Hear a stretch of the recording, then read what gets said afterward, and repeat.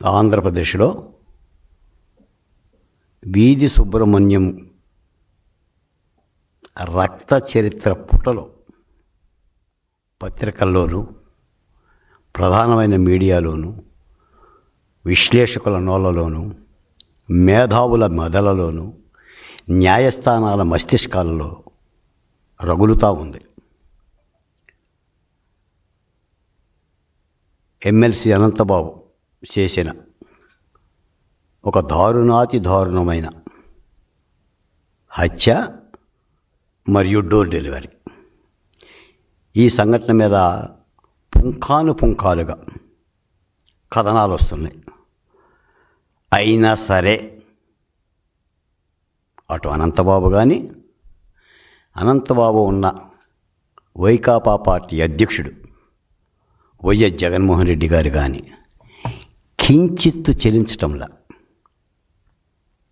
అదేదో ఈ రాష్ట్రానికి సంబంధించిన సంఘటనే కాదన్నట్టుగా డ్రైవర్ వీధి సుబ్రహ్మణ్యాన్ని ఎవరో హత్య చేయలేదన్నట్టుగా ఎమ్మెల్సీ అనంతబాబు ఒక శుద్ధపూస అన్నట్టుగా జగన్మోహన్ రెడ్డి గారు తాడేపల్లిలో ఉన్నాడో యలహంక ప్యాలెస్లో ఉన్నాడో లోటస్ బాండ్లో ఉన్నాడో నాకు తెలియదు, కానీ సేదతీరి నిద్రపోతున్నాడు.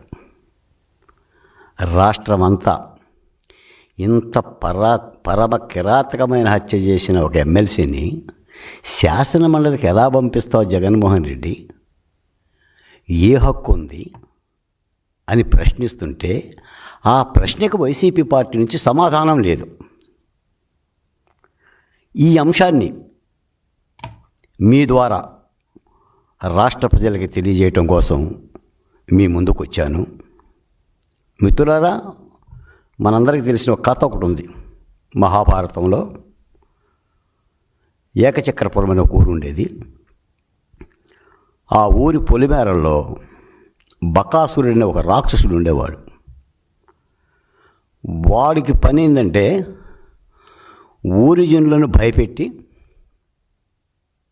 వాళ్ళని చంపుకొని తినటమే. వాడి భయానికి భయపడిపోయి ఊరంతా, అయ్యా బకాసుర, ఊరి మీద పడిపోయి ఇలా జనాన్నంతా చంపేస్తే ఎలా అయ్యా అని ప్రాధేయపడితే వాడు ఒక షరతు పెట్టాడు. నాకు బండెడు అన్నం, 2 దున్నపోతులు, ఇంటికొక మనిషిని పంపించండి, ఊళ్ళోకి రాకుండా ఊరు బయట ఆరగిస్తాను అని. ఊరంతా కూడా బాధపడ్డా చేసేదేం లేక అలాగేనని బకాసురుడు యొక్క షరతుకు అంగీకరించి ప్రతిరోజు ఒక బండెడు అన్నం తయారు చేసి 2 దున్నపోతులు తయారు చేసి ఇంటికొక మనిషిని చొప్పున ఆహారంగా పంపేవాళ్ళు. బకాసురుడు ఆరగించేవాడు. ఇలా జరుగుతున్న క్రమంలో కొన్ని రోజులు జరిగినాక ఆ ఊరికి అరణ్యవాసం చేస్తున్న పాండవులు వచ్చారు. కుంతీదేవి బిడ్డలను వెంట పెట్టుకొని ఈ ఏకచక్రపురంలో 4 రోజులు ఉందామని వచ్చారు. ఆ వచ్చిన రోజునే ఒక బ్రాహ్మణ కుటుంబంలో ఉన్న ఒక పిల్లాడు తల్లిదండ్రులు ఏడుస్తున్నారు. అప్పుడు కుంతీదేవి చూసి, ఏంటమ్మా మీకు వచ్చిన బాధ అంటే, వాళ్ళు చెప్తారమ్మా, మా ఊరిలో బకాసురుడు ఒక రాక్షసుడు ఉన్నాడు, ఇవాళ నా బిడ్డను ఆహారంగా పంపించాలి, లేక లేక కలిగిన నా సంతానం, అందుకని ఈ బాధ నుంచి ఏం చేయాలో అర్థం కాక ఇలా ఉన్నామని అంటే, అప్పుడు కుంతీదేవి అంటుంది, బాధపడమాకండమ్మా, నాకు 5 బిడ్డలు ఉన్నారు, నా 5 బిడ్డలు ఒక బిడ్డను నేను పంపిస్తాను, ఒకవేళ నా బిడ్డ చనిపోయినా ఇంకా 4 బిడ్డలు నాకు ఉంటారు, మీరు ధైర్యంగా ఉండండి అని భీమసేనుని పంపుతుంది. తర్వాత కథ అంతా మీకు తెలుసు. భీమసేనుని యొక్క గదాఘాతాలకు బకాసురుడు నేలమట్టం అవ్వటం, ఊరికి పేడ వలగటం. నేను జగన్మోహన్ రెడ్డి గారిని సూటిగా ప్రశ్నిస్తున్నా, నీ 5 ఏళ్ల పరిపాలన బకాసురుడి కథ కాదా జగన్మోహన్ రెడ్డి గారు? చెప్పండి. జగన్మోహన్ రెడ్డి గారు కానీ, ఆయన ప్రధాన సలహాదారుడు సజ్జల రామకృష్ణారెడ్డి గారు కానీ, ఆ పార్టీలో ఉన్న మా దళిత నాయకులు కానీ, మాటకు ముందు మాటకు వెనక అంబేద్కర్ గారి నామస్మరణం చేసే జూపడి ప్రభాకర్ కానీ, మేరుగు నాగార్జున కానీ, ఆదిమూలపు సురేష్ కానీ చెప్పండి, నూలు తెరవండి. నాటి 5 ఏళ్ల పరిపాలన బకాసుర పరిపాలన కాదా?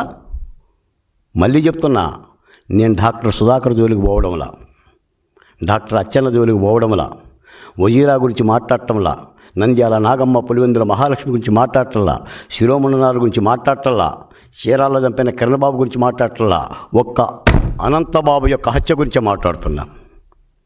ఈ తెలుగు నేల మీద కారంచెడు, నీరుకొండ, పదిరకుప్పం, వేటపాలెం, చుండూరు, కంచికిచెర్ల, చెల్లకల్లు, గోకరాచిపల్లి, బత్తెరపాడు ఏనాడైనా ఒక దళితుడు గుండెను చంపి డోర్ డెలివరీ చేసిన చరిత్ర మీరు ఎప్పుడైనా చూసారా? పోనీ విన్నారా? తాను చంపి తన వాహనంలో శవాన్ని తీసుకెళ్ళి సాక్షాత్తు ఎస్పీ పాత్రికేయ సమావేశంలో అనంతబాబుని నేనే చంపా అని గర్జించి చెప్పిన అనంతబాబు ఎమ్మెల్సీ పదవిని తీవా?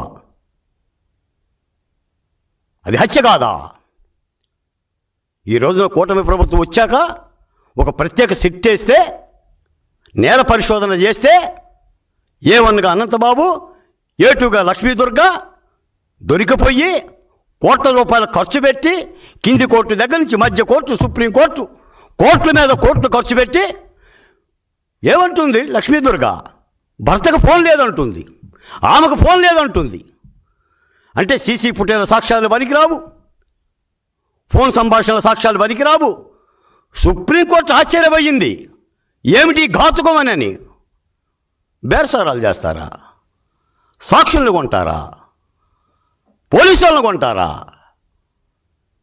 మీరు హత్య చేసి ఏదో పెద్ద రాజు బెడదే రవి తేజములరగన్నట్టుగా దొడ్డిదారిన కోర్టులకు వచ్చి దొడ్డిదారిన పారిపోతారా? ఏంటి నీ ధైర్యం? నేను అడుగుతున్నా జగన్మోహన్ రెడ్డి గారిని, ఏంటి మీ ధైర్యం? ఎంతమందిని చంపుతారు? ఏం మాట్లాడతారు దళితుల గురించి? ఈ సందర్భంగా ఇంకో మాట కూడా చెప్తున్నా. అతడు సినిమాలో ప్రకాష్ రాజ్ అని చెప్పేసి ఒక సిబిఐ అధికారి ఉంటాడు.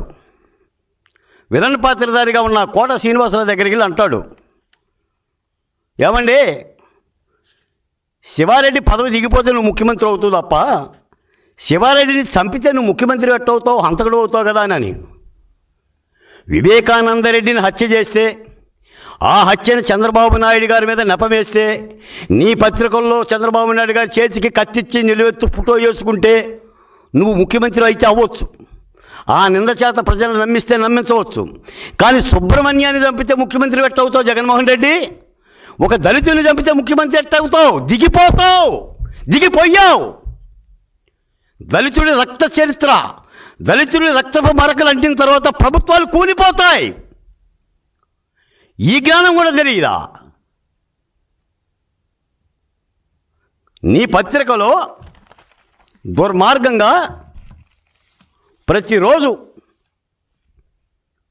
చూడండి, సుబ్రహ్మణ్యం హత్య కేసులో సాక్షుల్ని చంపాలని చూస్తున్నారా?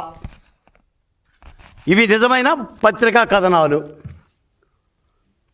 ఎంతమంది సాక్షులకు డబ్బులు ఎరవేశారో ఇవి విచారణ సంస్థలు మాట్లాడుతున్న విచారణ సంస్థలు. తెలుగుదేశం పార్టీ మాట్లాడుతుంది కాదు, జనసేన మాట్లాడుతుంది కాదు, భారతీయ జనతా పార్టీ మాట్లాడుతుంది కాదు. ఒక సిట్టి విచారణ సంస్థ ఎంతమందికి వెర చేశారు, ఎన్ని లక్షలు ఇచ్చారు? జాడలేని అనంతబాబు అరెస్టు. నీ దిక్కుమాలిన మీడియాలో అనంతబాబు అని అక్షరం ఉండదు. నీదొక పాత్రికేయం 16 పేజీలు పెట్టుకుంటే అనంతబాబు అరెస్టు వార్త, ఒక సాధారణమైన వార్త. ఒక దళితుడి గురించి వీధి సుబ్రహ్మణ్యం పేరు ఉండదు ఇందులో. ఆ పేరు కూడా ఇందులో రాయాలంటే వణుక. మీరు పాత్రికేయం గురించి మాట్లాడతారు, మీడియాలో డిబేట్లు పెడతారు, చంద్రబాబు నాయుడు గారిని విమర్శిస్తారు. ఏంటి దుర్మార్గం? ఈ రోజున ఇదిగోండి నా దళిత బిడ్డ అభం శుభమీది తెలియని ఒక దళిత బిడ్డ డ్రైవర్ సుబ్రహ్మణ్యం చనిపోయేటప్పుడు ఇతని భార్య కడుపుతో ఉంది, నిండు చోళాలు, హత్య చేసి శవాన్ని డోరులో పంపించారు. ఇదిగోండి హత్యా నిందితుడు. ఈ రోజున హత్య చేసి భార్యను కాపాడుకుంటూ సాక్షులను బెదిరించి ఇన్ని వ్యవహారాలు చేస్తున్నారు అని అంటే అసలు అనంతబాబు యొక్క నేర సామ్రాజ్య విస్తరణ ఎంత? ఈయన లోపరుచుకున్న ఎమ్మెల్యేలు ఎంతమంది, ఎంపీటీసీలు ఎంతమంది, జడ్పీటీసీలు ఎంతమంది, మహిళలు ఎంతమంది? ఇతగాడు తండ్రి చక్రధర్రావు ఇలాంటి పాపిష్టి పనులు చేస్తేనే నక్సలైట్లు ప్రజాకోర్టు పెట్టి లేపేశారు. అయినా బుద్ధి రాలా. ఒక నక్సలైట్లు ప్రజాకోర్టు పెట్టి ప్రజా సమక్షంలో, గిరిజనుల సమక్షంలో లేపేశారంటే ఎన్ని పాపిష్టి పనులు చేశాడు, ఎన్ని తాలిబట్లు తెంచాడు, ఎన్ని మానభంగాలు చేశాడు. ఒక సుబ్రహ్మణ్యాన్ని హత్య చేసి డోర్ డెలివరీ చేశావా? ఇంకా ఎన్ని శవాలను డోర్ డెలివరీ చేశావు? దీని మీద విచారణ చేయాల్సిన అవసరం ఉంది. ఈరోజు మాలాంటి సోషల్ వెల్ఫేర్ బోర్డు నా రాష్ట్ర ముఖ్యమంత్రి చంద్రబాబు నాయుడు గారిని కోరేది కూడా అదే. ఈయన ఆదాయం ఎంత, ఈయన రంగురాల సంపాదన ఎంత, ఈయన గంజాయి వ్యాపారం ఎంత, ఈయన నేర సామ్రాజ్య విస్తరణ ఎంత?